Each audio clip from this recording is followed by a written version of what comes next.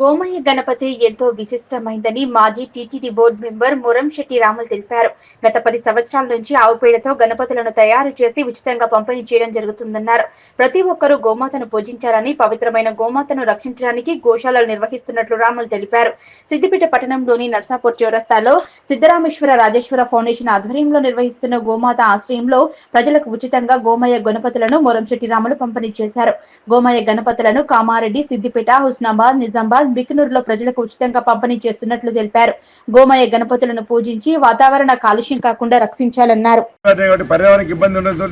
ఇదివరకు కూడా దాదాపు 12 సంవత్సరాల క్రితం కూడా మట్టి గణపతి మహాగణపతి అని చెప్పడం జరిగింది.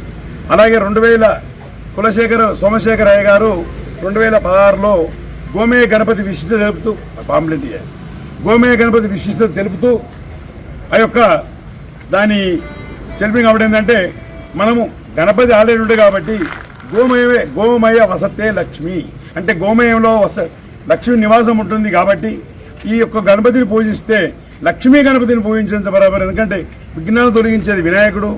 మనం ఏ చేయాలన్నా ఏ కార్యం చేయాలన్నా మనకు కావాల్సింది లక్ష్మి కాబట్టి ఈ లక్ష్మీ గణపతిని పూజించేంతని ఇక్కడ మేము నెల రోజుల నుంచి తయారు చేసుకొని ఈ కేంద్రం ద్వారా తిరుపతి, హుజురాబాద్, హుస్నాబాద్, కరీంనగర్, సికింద్రాబాద్, కామారెడ్డి, నిజామాబాద్, మెట్పల్లి, ఇట్లా కల్లూరు, మదనపల్లి ఒక చోటని కాకుండా ప్రతి దగ్గరికి ప్యాక్ చేసి పంపిస్తున్నాం. మేము ఎక్కడైనా ప్యాక్ చేసి పంపించడం జరుగుతుంది. కాబట్టి ఈ యొక్క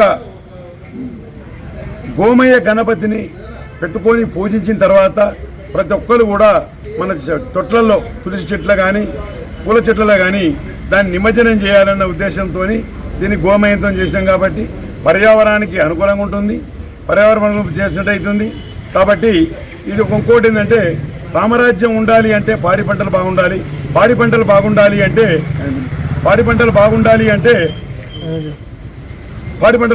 అంటే గోవులు ఉండాలి.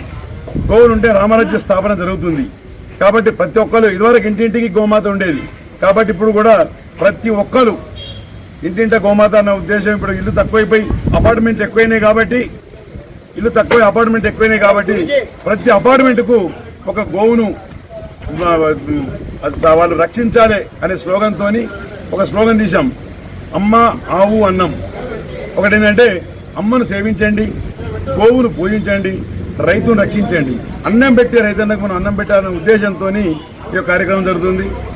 రాబోయే కాలంలో కూడా ఈ విశ్వశాంతి మహాయజ్ఞం ద్వారా కాస్ట్ టు కాస్ట్ ఇదివరకు నేను 10 సంవత్సరాల నుంచి ఫ్రీ ఇచ్చాను. వచ్చే సంవత్సరము తూపు స్టిక్కు, పిడకలు, జ్యోతులు, అగరబత్తీలు, తర్వాత దేవతామూర్తుల విగ్రహాలు కూడా గణపతి, లక్ష్మి, స్వస్తికు ఈ రకరకాలు చేస్తాం. కాబట్టి ఈ యొక్క మా అందరికీ మీ యొక్క ఆశీస్సులు మా అందరిపైన కోరుకుంటున్నాను. ఓం నమో వెంకటేశాయ. జై గోమాత.